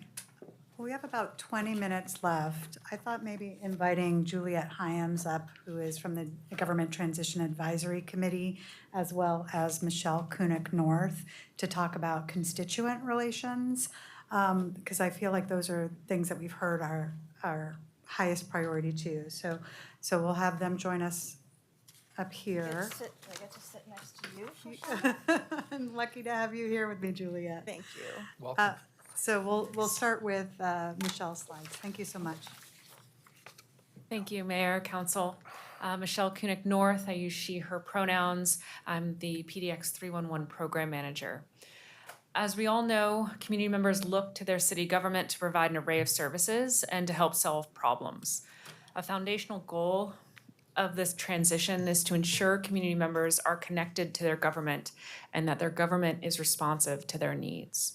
So I'm here to speak on behalf of ongoing work being done by council offices, city leadership, the transition team, and 311 staff to examine how we can use our government transition as an opportunity to enhance constituent relations now and in the new form of government.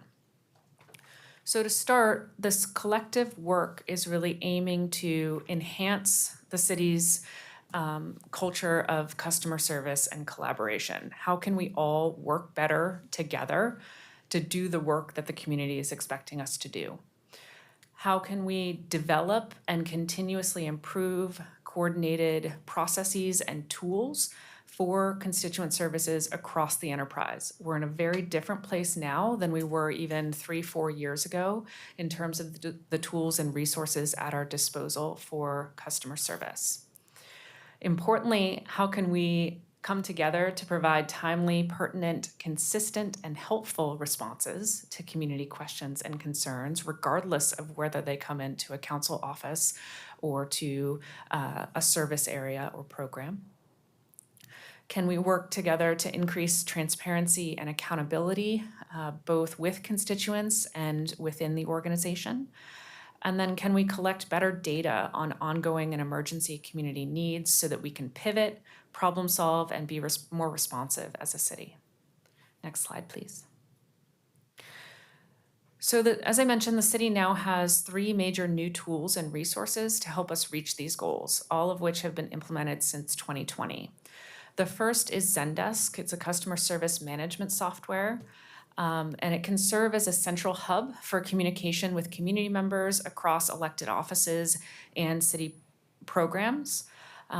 Importantly, it allows all elected staff, city staff who need to be involved in a constituent inquiry to have insight into the request and all associated communications so that we can coordinate and collaborate between elected officials, leadership, service area staff, 311, whoever needs to be engaged to help improve government responsiveness and allow us to work together as one city.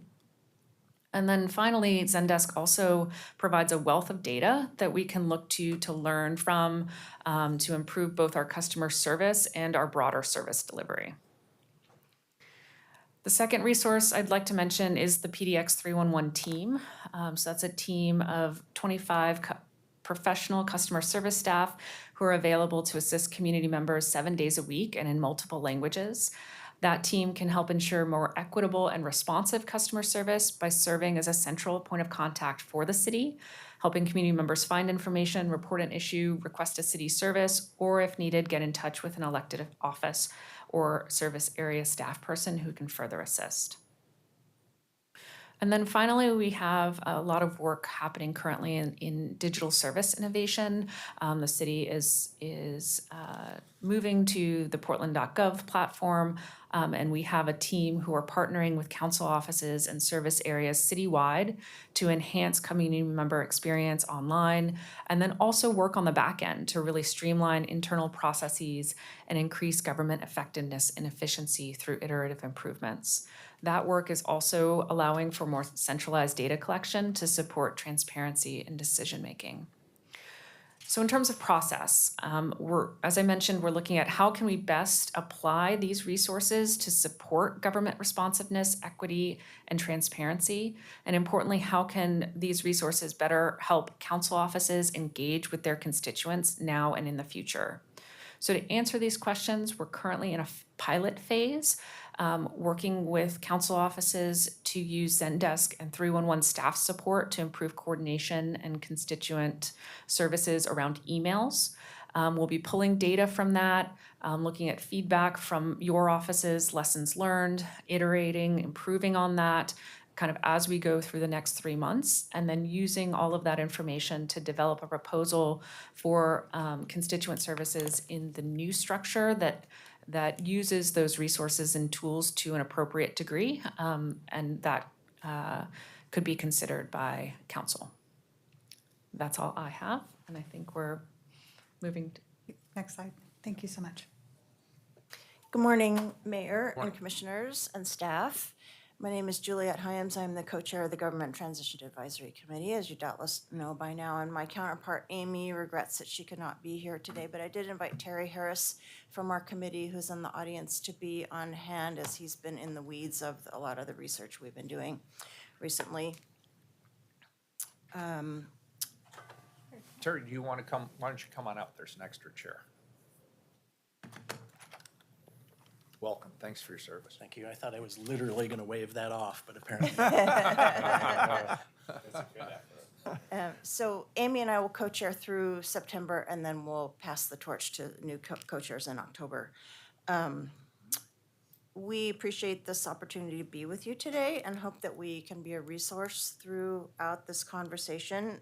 By the way, we also have 2 subcommittees that have been running this whole time, discussing both districts and council operations, as well as voter and candidate education and outreach. And I don't know if that point had ever been made before, and they each also have their own pairs of co-chairs. We have offered you advice on council staffing, district offices, onboarding of new elected leaders, and community engagement. Next slide, please. The GTAC has a unique perspective in this conversation because we serve as the main public engagement body for implementation of the voter-approved charter amendments. And since our appointment, we've heard from thousands of Portlanders. We are committed to equitable community engagement, and to date, 43% of our community briefings and community presentations have been in partnership with communities historically left out of City Hall decision-making. Next slide, please. So tomorrow, we will meet to vote on our recommendations to the city leaders of our new government. And we focused our advice to the future city leaders on areas of charter reform that would produce the most significant improvements to how Portlanders engage city government. And in the 6 months or so left in our appointments, we are here as an enthusiastic partner in final preparations of the new government and in its critical initial steps forward. And do you want to add any comments, Terry? No, Terry Harris for the record. I'm the co-chair of our districts and council operations subcommittee, and I also was the chair of our budget engagement work group. And so the recommendations that we're going to be discussing tomorrow and hopefully finalizing and get them out to you have a lot of recommendations along topics that you were discussing today. And we did a lot of work, a lot of research, and a lot of thinking about it. And we're going to hopefully be pleased to roll those out to you officially very, very soon. Great. We look forward to that. Thank you very much for your time. Great. Don't go anywhere. I think there's a couple of questions or thoughts. Commissioner Maps and Commissioner Ryan. Thank you for your presentation. This is a very important part of reinventing government. I have a question about Zendesk. I'll be straightforward with you. I hear people talking about Zendesk a fair bit. I just searched my email though, and searched the city's website and didn't see a lot of information about it. Can you tell us a little bit about the current status of the implementation of Zendesk? Frankly, I'm not sure if I completely understand what it is. And from my quick Googling, it seems like there might be a relationship between Zendesk and Trackit, which I'm familiar with from previous life. So I'd just like to learn more. Absolutely. Happy to do a further briefing as well. Sure. Zendesk is a customer service support software. The way that we would most frequently use it right now is kind of like a much smarter Outlook inbox that is shared amongst a large group. It has a lot more tools than the email inbox you're accustomed to. You can easily collaborate and work together on responses. You can use a knowledge base that's tied right in of maybe articles that support your work. You can do things like use macros to easily sort and take action on contacts that are similar in nature to help you kind of improve your responsiveness to community members. It is something that we are implementing as a tool, but I have to say the broader kind of process improvements that go along with implementing it are just as important. So working with an office to think through, or a program, how do you best want to triage and respond to inquiries of this type, and how can we streamline that process if you need to involve 3 other partners every time, are also part of what that implementation entails. So is this fundamentally a tool for council offices, or is this a tool for public-facing programs? We're conceiving of it as both. It's currently used by 311 as well as a number of programs throughout the city, in transportation, parks. I could get you a full list. We've already had about 450,000 requests go through Zendesk, so it's well past its kind of pilot proof of concept phase. But what we're working on now is a pilot of how could we apply it or use it within council offices. Okay, thank you. Mm-hmm. Thanks, Commissioner Ryan. Thank you, Mayor. Thank you, Amy. Thank you, Juliet. And Terry, I'm glad that you came up too. I'm going to pause a minute about customer service. It's a culture challenge, I think, everywhere right now. But it's been something that's been challenging since I was onboarded, of course, in September of 2020. In fact, happy anniversary. It's my 4th year of being on council. Everyone was supposed to applaud, and I'm just kidding. How many times have you had to run? I have a record. I'm sure there's some record that I've had to run for office more than anyone in 4 years in the city of Portland. Anyway, back to this topic. The best way it would work is when someone would reach a commissioner's office, our constituent affairs person would get my attention. We would then diagnose it with the bureau, the said bureau that it's about, and it's quite a complex journey. So I'm led to believe that on 1125, or even now, that 311, great people, glad it's been building a call center to get these centralized concerns out. But I'm trying to figure out what authority they have after they take that call to influence the bureau, to diagnose the problem, to bird dog that, to then problem solve and actually have a response that the constituent might actually feel like they were listened to. Welcome to our life. That's what it's been. That's been our challenge. And I'm having a hard time understanding if we're being honest about this culture change and if we're giving the authority to 311 and we're providing a system that would actually be better than what we're currently experiencing. I appreciate the comment, Commissioner Ryan, and at 311, and I think this process more generally certainly wants to recognize and lean into the various roles of different offices, service areas, programs throughout the city. And I think one of the things you're alluding to is there's a difference between kind of first-time administrative issues. Someone might come to a new elected official, they just voted for them, they know who they are. Hey, I've got this problem on my street. That's something that we can help with. What we've heard from council, 311, my apologies, getting something that's simple reported for the first time. Now, let's say that constituent comes back a second, a third, a fourth time, this problem still exists, they're struggling to understand how to get it solved. That's something we've heard from council offices is a very important part of your role and your council's role is that problem solving. The kind of the bureaucracy isn't achieving the result that the community is looking for. How do we address that? Because on a good day, we're a liaison between the people and the bureaucracy. Right. And so I think that's what we're trying to examine and kind of lift up as part of this pilot. How do we use these resources to better support those roles? And I'll just add, from my conversations with Michelle, and I think that we were thinking about it, the vast majority of calls that come to the city are those first touch points. How do I register for swim class? What do I do? How do I report a problem? Those aren't the calls that you see. We see a lot of incoming conversations or questions from the community that are easily resolved at the 311 level. But it is really maybe that 15% of calls that really need a special touch.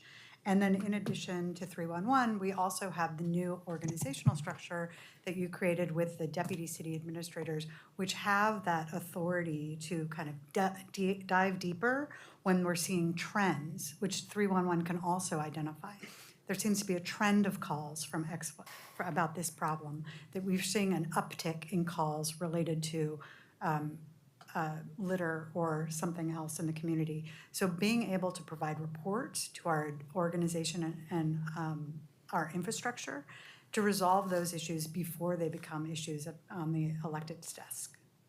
Okay, just wanted to make sure while we are all here together that at least my experience serving during Portland's most challenging time, where the average voter, resident will say that they're dissatisfied with how things are going, they've had to resort to calling commissioners' offices a lot because 311's being built. They don't have the authority to influence the change. People want to be heard. Mm-hmm. And being heard is more than just taking notes. They want a response. And so I just hope we're not being naive about what a big cultural shift this is, because our offices are at least staffed adequately to provide some of that constituent relations. We also, until July 1 at least, had authority to influence the Bureau to think a little bit differently about a practice. And that's the part that I'm getting at here. And that's what I think people wanted from this. And I'm concerned that we're not being realistic about a staffing model that provide what voters were expecting when they put this in. I'm not afraid of change. I just wanted to make sure in the public right now that we're taking a pause right now about the fact that this customer service shift is a big deal, and the current culture of 311 and the way the entire enterprise interfaces with them has a long way to go to be responsive on 111.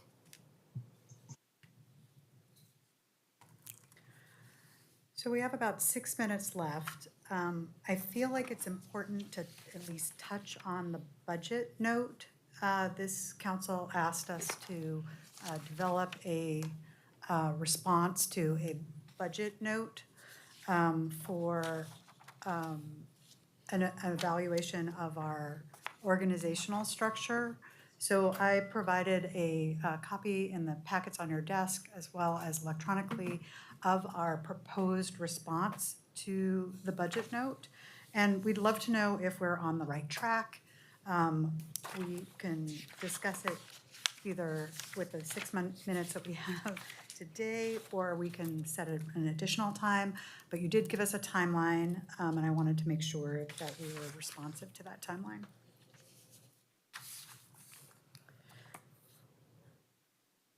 Do you want to go through the budget note? Oh, and just sure, just absolutely. briefly, Yeah, why don't very, you just very top briefly? line? Yeah. Sure. So the budget note was to evaluate the organizational structure and the relative staffing for the city administrator's office, the council, city council, and the mayor's offices. Some of those topics that we've talked about this morning, and it included having a third-party evaluator come in and compare our organization to cities of comparable size for efficiencies and comparisons with highly performing cities. So we drafted a scope for you, which outlines collective outcomes that we feel are desired from the effort, including good governance, accountable, efficient, and transparent, effective, responsive government, and ensuring that we have identified both fiscal responsibility and efficiencies when possible. So we have some outlines for what the successful proposer would evaluate, including minimum staffing requirements and leadership team composition, staffing, spans of control, roles and responsibilities, service delivery, a cost-benefit analysis, and impacts to the organization, both bureau scope and structure, and minimum staffing requirements for the elected officials. So that kind of gives you an idea of what we've learned and what we've thought about in response, but we would love to know if this is on the right track, if there are changes that we should make, and then, of course, what next steps you'd like us to take. This isn't something that's been funded in this fiscal year, so we could prepare a budget request for the next fiscal year, or at your direction, address the funding differently. Commissioner Gonzalez. Well, thank you for the update on this. I guess a question for Mike, if you're reading this, do you envision specific recommendations on cost savings? I mean, certainly that was part of the genesis. Our cost of government's gone from roughly, depending on how you calculate it, 13 million to 23 million. Some of it's mandated by charter, some of it's interpretation of what's necessary operationally. And none of it was really the product of, a purely systemic assessment of what's the right sort of structure going forward. It was sausage making and sometimes political for, better or worse. So I'm just trying, as I'm reviewing this in real time, what do you envision as the output of this? I mean, I'm reading the work overview, but would you envision getting specific recommendations on bureau consolidation, elimination of service areas, or consolidation? I'm just trying to, Sure. calibrate what you're seeing as written. I think it would be a discussion with a successful proposer first, but yes, I would expect a comparative analysis for other like governments and other structures that are similar to what we've got at a governing level, and minimum staffing levels. We just had a fairly good discussion about council offices and what would be an appropriate staffing level. So I'm expecting some kind of comparative analysis. And then to the efficiency and how much are we spending on those compared to others? How much is necessary to get the job done? And if we do need to get more efficient, what might be suggestions of how we might look different? So that, at a very broad level, is kind of the scope I'd be looking for. I will tell you that work is probably six-figure work. You know, it won't be really cheap. On the other hand, I think if we are judicious in how we set the outputs that we want from the work, so I think we can do that, sure. That this scope at a pretty high level lays that out, but that'd be my expectation that we would get from a consultant. And, you know, one of the embedded questions to tackle, and we talks about the budget note, talks about the relative investment. It's really, we've set forth the legislative branch investment, the executive branch, or essentially the mayor's office, and the administrative. As current, the flight we're on right now is the new legislature and the new mayor are going to have substantially less staff than we have currently, and we're going to have a much more top-heavy administration than what we had, you know, 2 years ago.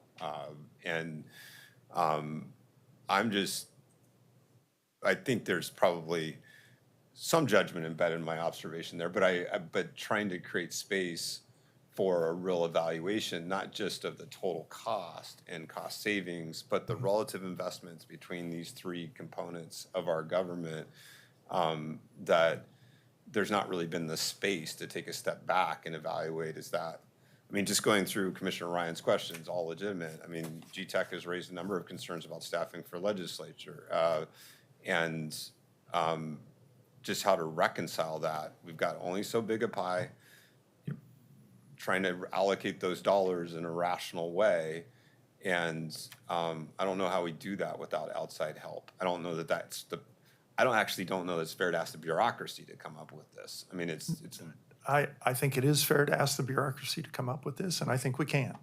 I think the work, assuming that this scope is roughly, with probably some editing, where we want to be responsive to your intent with the budget note, we would then do a procurement and get proposals. I'm sure we will get a few. And then develop a contract that gets at the specific questions to make sure that that's the output we get. I wouldn't expect that output until the new council is seated, but I would expect it before that council has to make budget decisions. And so in that first few months of '25, that's when I would want the output from the contract so that we could incorporate it in a discussion about the upcoming budget so the council can consider that. Does that make sense to you? It does, and you know, it opens up, and we don't have time really to go fully into this, but there's clearly a component of this that will be legislative responsibility. Elimination of bureaus, I think under the new charter, that is a legislative function, or consolidation or creation of bureaus in general. But then you have a pure executive and administrative component of this as well, and that isn't outside of the budget process. It's not really a question for council, right? I mean, it's they ultimately approve the budget, the mayor proposed it, but the consolidation or not of service areas, for example, that's a very different color of decision making. So both sides have to be informed with some help, and so I'm happy to digest this and provide any suggestions. I mean, I agree with you. Ideally, you have this for the next council in time for budget season and for the next mayor.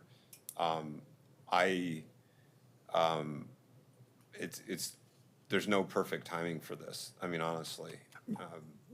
Yes and no. I think any time's the right time, but I think in the particular situation we're in right now, to have this product available for discussion with the new mayor and the new council before they get to a point where they're in the box, and you've been in that box, you know what it feels like, that you got to make budget decisions, and we're getting into April, May. That's too late. I'd love to have it earlier in the year so that we can have a real conversation about what it all means. To your point about authority between the legislative and executive branch, I know Robert's in the back, so I'm not going to go too far out on that limb, but I'm going to be really frank. At the end of the day, the city administrator is accountable directly to the mayor and accountable to a supermajority of council independently. So I think it would be incumbent on a city administrator to make sure everybody's engaged in this conversation. We may not all agree. In fact, I'm sure we won't. But we've got to be engaged and have the conversation about where we want to be. And that council will have the ultimate budget authority at the end of the day. So We shall see. indeed. Great, and I just have a couple of comments on this. I've spoken to a number of candidates for the council in particular, and there is some concern about the staffing levels. And what I've assured people is what we are doing here is a placeholder. And as the council comes in and decides how it wants to govern itself and how many committees it wants and how those committees will operate and whether they want a permanent office in their district or whether they want to do something else in their district, once they've had a chance to operate, answer these questions, collaborate as a council and come up with answers, then if they so choose, they can adjust the budget accordingly. If they concluded the right number is 2 or 3 staffers, or 5 for that matter, or if they conclude that yes, they want a district office, or maybe they want 2, or maybe they want none. Maybe they'll just go out and meet with people in the community. And as they weigh the cost of those options, that may also color their decision-making. At the end of the day, the new council really has to make that decision. And so what we're putting forth here, to be clear, is a placeholder based on our current thinking. But I also have assured those candidates that nothing here is locked in stone. But ultimately, it is a decision that they will need to make. So those are just my 2 cents. Great, thank you, everybody. We're a bit over. Shoshana, what did we leave to be discussed later? I suspect we got through almost all of it, didn't we? We were going to discuss the city's representation at regional tables. So this is your liaison responsibilities, and I think we've heard a lot of questions about how that's being addressed. We wanted to talk about the alignment of the new budget functions, and then next steps. Okay, So well, what you're going to see in maybe 2025. what we could do is an abridged, or abbreviated work session at some point, or latch it onto something else. I'll poll everybody and just see where people are on that. Great, thank you, everybody. Good conversation, we're adjourned.